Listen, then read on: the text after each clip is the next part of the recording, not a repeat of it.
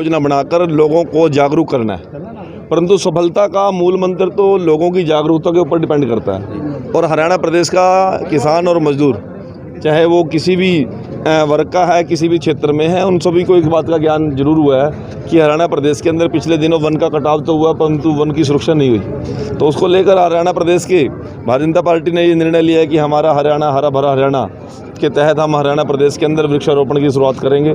जो 3 तारीख से लेकर 16 अगस्त जो हमारे श्रद्धेय पूर्व प्रधानमंत्री अटल बिहारी वाजपेयी जी की पुण्यतिथि है, तब तक हम प्रत्येक गांव क्षेत्र में जाकर वृक्षारोपण करने का काम करेंगे, ताकि वृक्षों के रोपण के साथ साथ वृक्षों का लालन पालन करने के लिए हम बहुत से साथियों को जिम्मेवारी दे रहे हैं और बहुत से साथी उसको खुशी से निभाने का काम भी कर रहे हैं। आज गाँव के प्रोजेक्ट्स का शिलान्यास जो किया गया, लगभग 50 लाख के विकास कार्य पिछले दिनों माननीय मनोहर लाल जी ने हरियाणा सरकार के माध्यम से गाँव के सरपंच को दिए थे। तो कई रास्ते थे, कबीरपंथी समाज की धर्मशाला थी, रविदास समाज की थी, वाल्मीकि समाज की धर्मशाला थी और कश्यप समाज की जो धर्मशालाएं थी उनका शिलान्यास आज हमने करने का काम किया है। और गांव में और जो कमी रह गई है, मैं विश्वास दिलाता हूं कि इनको मुख्यमंत्री जी के माध्यम से किसी प्रकार पैसे की कमी नहीं आने देंगे। 3 की बात हुई थी जिसके खिलाफ भारतीय किसान यूनियन खड़ा हुआ था। अब भारतीय जनता पार्टी जो सरकार, हरियाणा सरकार ने ऐसे एक प्रोजेक्ट बनाया कि गाँव जाकर लोगों से संपर्क कर किसानों को उनके फ़ायदे के बारे में बताएंगे।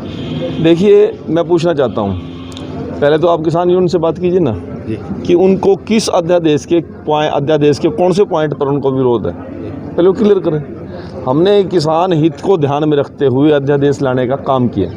अध्यादेश लाने का पहला पॉइंट क्या है? मैं किसान हूँ। आज तक किसान कभी भी अपनी फसल का मालिक नहीं होता था। किसान की फसल का मूल्य या तो सरकार लगाती थी या व्यापारी लगाता था, और किसान तो उसमें पार्टी नहीं था। किसान की मर्जी नहीं पूछ जाती थी कि आप फसल बेचोगे नहीं बेचोगे। वो 1000 किसान की कमी निकाल दें फसल में, परंतु किसान कोई विरोध नहीं करता था। हमने किसान को सुरक्षा देने के लिए किसान की फसल का जिस समय रेट लगे, सौदेबाजी हो, उस समय किसान एक पार्टी होना चाहिए। उसकी मर्जी होगी कि मैं फसल इस रेट में दूंगा तो देगा, नहीं देगा तो नहीं देगा। पहले क्या था कि किसान एक मंडी क्षेत्र से बंधा हुआ था, एक उनका क्लस्टर बना हुआ था कि इस मंडी के तहत जितने भी व्यापारी लोग हैं वो फसल का खरीदार थे। आज हमने किसान को, देश के किसान को ये छूट दे दी। आंध्र प्रदेश का किसान यदि चाहे उनकी फसल का रेट बढ़िया मिल रहा है तो हरियाणा में आके बेच सकता है, हिमाचल में आके बेच सकता है, उसके ऊपर पाबंदी नहीं है। पाबंदी पहले भी नहीं थी, परंतु व्यापारी पर पाबंदी थी। व्यापारी को जो यदि ऐसा माल खरीदता था दूसरे एरिया में जाके, उसकी पकड़ थी। तो जब व्यापारी को पकड़ थी तो व्यापारी जाएगा ही नहीं, तो किसान की फसल के रेट अच्छे नहीं मिलेंगे। आज दूसरे हमने क्या, किसान मंडी में जाने की बजाय आप अपनी फसल को खेत में बेच दो। और बहुत सी कंपनी ऐसी हैं, चाहे आशीर्वाद आटे वाली कंपनी है, वो आपकी गेहूँ खेत से ले जाना चाहती है यदि क्वालिटी की जाए तो, और आपको 500 रुपये फालतू देना चाहती है, तो आपको बंदे हो थोड़े हो कि मंडी में ही जाकर आपने बेचनी है। इसी प्रकार से हमने किसान की एमएसपी तो फाइनल की। एमएसपी को कोई नहीं छेड़ सकता, उसका मर्जी है तो अपनी मंडी में आड़ती के माध्यम से बेचे, हम नहीं, इसमें कोई रोक है।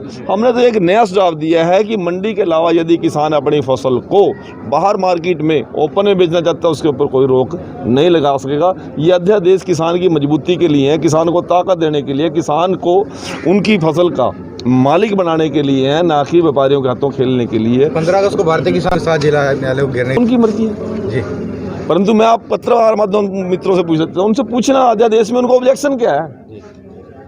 परंतु आज समस्या क्या है?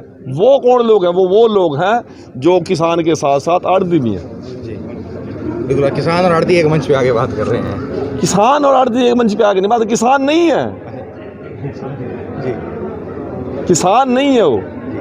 किसान की फसल मैं अपनी भैंस बेच रहा हूँ, आज तो कोई रोक रहा है क्या? सरकार रेट बेचता है क्या? मैं घाटे में बेचूँ, बाद में बेचूँ?